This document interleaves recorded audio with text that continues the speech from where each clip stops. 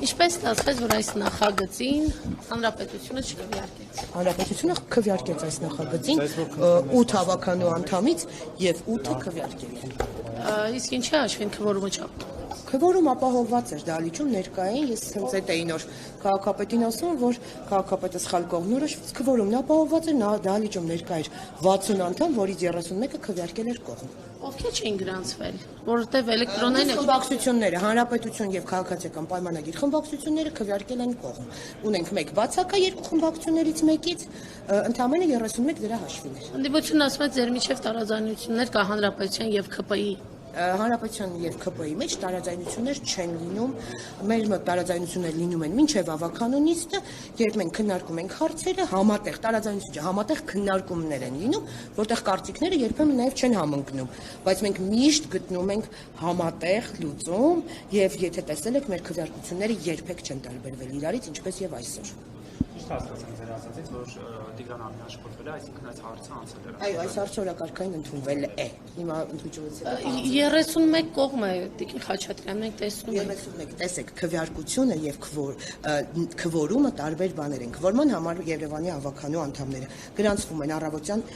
մասնակցելուց եւ երբ որ դահլիճում լինում է 31 անդամից ավել, հետեւաբար նախագիծն անցած է լինում 33 անդամից ավել մարդ, իսկ դուք տեսաք, որ մնացած խմբակցություններն էլ նստած էին։ Ընդհանրապես երկու հոգի չեն գրանցվել Տիկին Խաչատրյան։ Չեն ոչ թե չեն գրանցվել, չեն քվեարկել։ Եվ ովքեր են այդ երկուսը։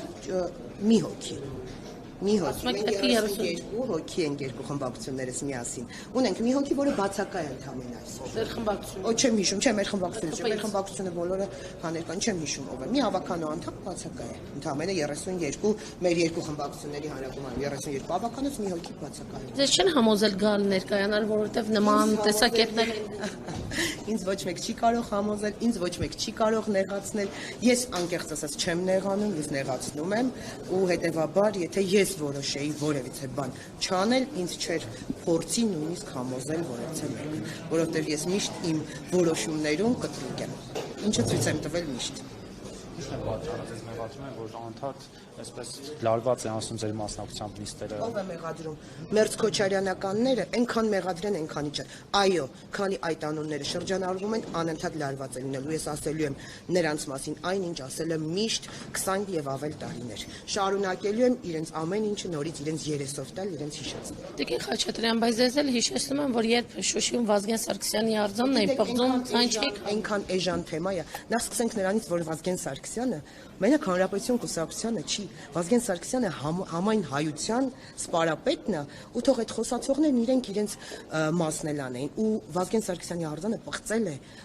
կամ որևիցե ձև, հա, արձանը վնասել է ադրբեջանցին, հա, թող իրենք մտածեն, որ իրենք Բայց ում իշխանության օրոք է այդ վարձանը հայտնվել Ադրբեջանի կողմից։ Վազգեն Սարգսյանի սպանության եւ հոկտեմբերի 27-ի գործը կոծկելու մեջ այ իրանց տերերն էին, այդ ժամանակ թող մտածեին 27-ը չկոծկեին եւ Վազգեն Սարգսյանի սպանությունը բացահայտված լիներ, նոր իրենք կարող էին խոսել։ Փաշինյանի իշխանությունը բացահայտի։ Քոչարյանի իշխանության ժամանակ է սպանվել Վազգեն Սարգսյանը եւ իրենք թող իրենց լեզուները խորը պահեն, իրենք դրա իրավունքը չունեն։ Այդ իշխանության ժամանակ սպանվել է Վազգեն Սարգսյանը եւ քարի ու ողջ մարդու մասին խոսելը տարբեր են։